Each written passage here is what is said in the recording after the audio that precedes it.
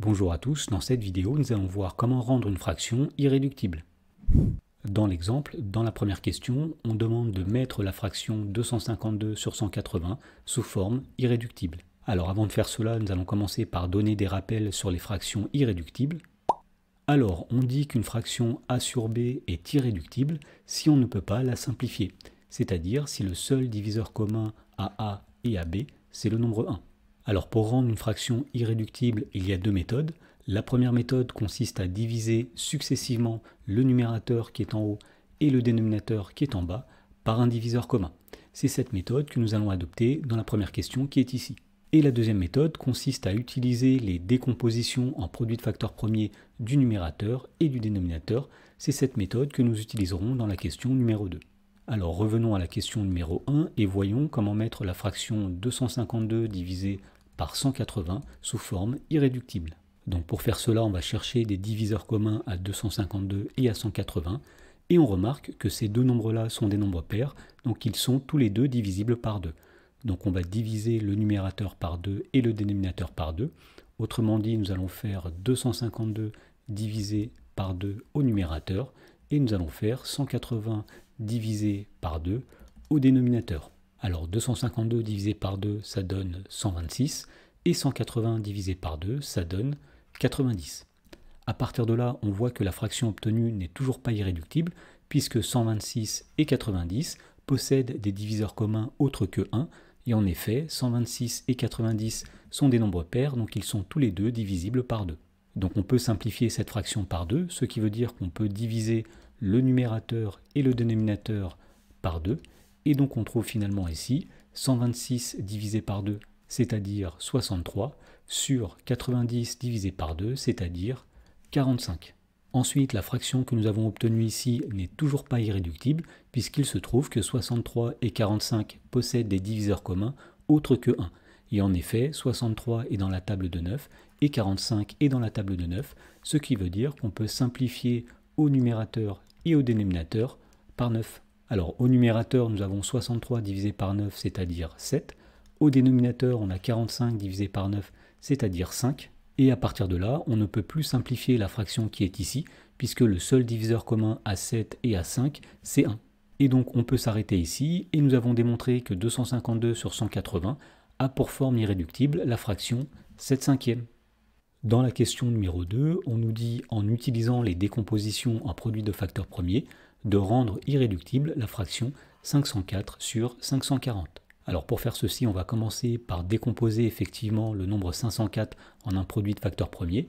Et donc pour faire ceci, on se souvient de la liste des premiers nombres premiers, à savoir 2, 3, 5, 7, 11, 13, 17, 19, 23 et 29. Et donc pour décomposer 504 en un produit de facteurs premiers, eh bien on va tester successivement si 504 est divisible par 2, par 3, par 5, par 7, etc.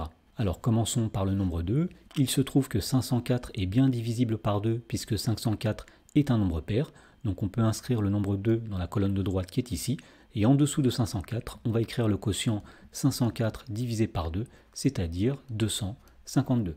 Et on recommence encore. On cherche à savoir si 252 est divisible par 2. La réponse est oui, puisque 252 est un nombre pair, donc on inscrit le nombre 2 ici, et on va calculer le quotient 252 divisé par 2, qui donne 126, et nous l'inscrivons dans la colonne de gauche. On recommence une nouvelle fois, on cherche à savoir si 126 est divisible par 2. Alors la réponse est encore une fois oui, puisque 126 est un nombre pair, donc on inscrit le nombre 2 dans la colonne de droite qui est ici, et à gauche, on va calculer 126 divisé par 2, c'est-à-dire 63. À partir de là, on cherche à nouveau à savoir si 63 est divisible par 2. Alors la réponse ici est non, puisque 63 est un nombre impair, donc il n'est pas divisible par 2. Donc on peut passer au nombre premier suivant, qui est le nombre 3. Et donc on cherche à savoir si 63 est divisible par 3. Alors étant donné que la somme des chiffres de 63, 6 plus 3 est égal à 9, et que 9 est divisible par 3, on en déduit que 63 est lui-même divisible par 3. Donc on peut mettre 3 dans la colonne de droite qui est ici. Et dans la colonne de gauche, on va écrire le résultat du nombre 63 divisé par 3, c'est-à-dire 21. Et on continue, on cherche à savoir si 21 est divisible par 3. La réponse est oui, puisque 21 est dans la table de 3. Donc on écrit 3 ici. Et à gauche, on va écrire 21 divisé par 3, c'est-à-dire 7. Ensuite, on cherche à savoir si 7 est divisible par 3. La réponse est non. Donc on peut passer au nombre premier suivant qui est 5. Est-ce que 7 est divisible par 5? Non. Donc on passe au nombre premier suivant qui est 7. Est-ce que 7 est divisible par 7? Oui. Donc on peut inscrire 7 ici. Et on va écrire en dessous ici le résultat de 7 divisé par 7, c'est-à-dire 1.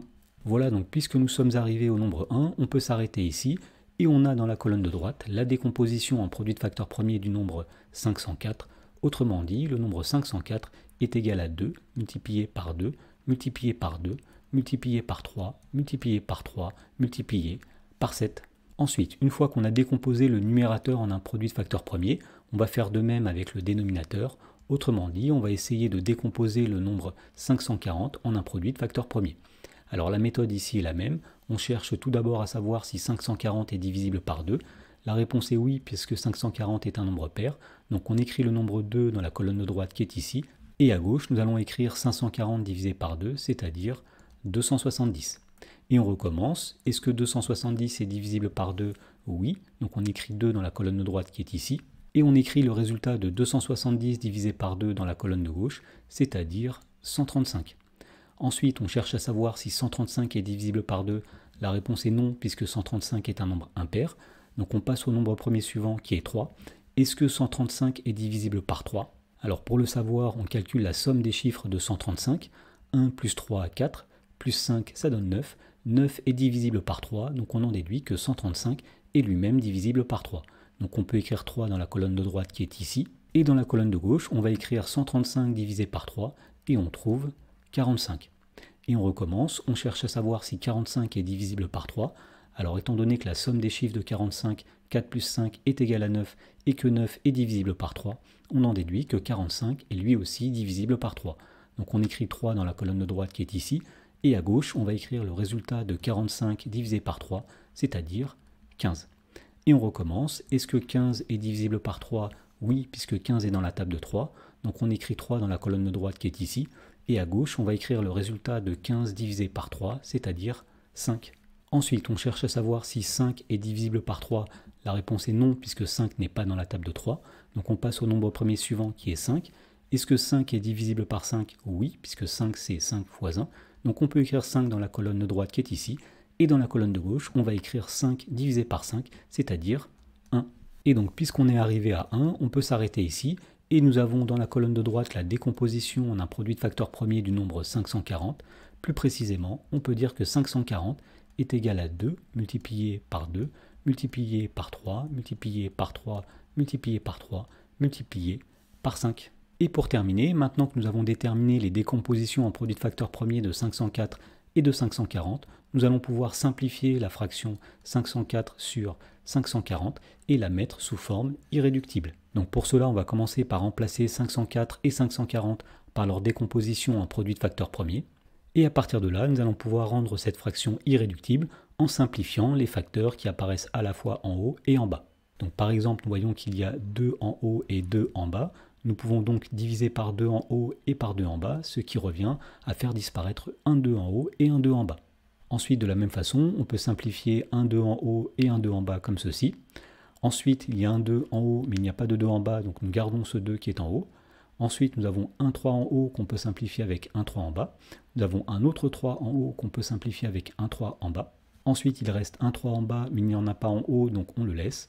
Et enfin, il y a 7 en haut, mais pas en bas. Il y a 5 en bas, mais pas en haut. Donc on ne peut pas faire d'autres simplifications. Et donc finalement, on constate qu'au numérateur, il va rester 2 multiplié par 7. Et au dénominateur, il va rester 3 multiplié par 5. Et donc on en déduit finalement que la fraction 504 sur 540 est égale à 2 fois 7, c'est-à-dire 14, divisé par 3 fois 5, c'est-à-dire 15. Et cette fraction ne peut plus être simplifiée, donc on en déduit que la forme irréductible de la fraction 504 sur 540 est égale à 14 sur 15.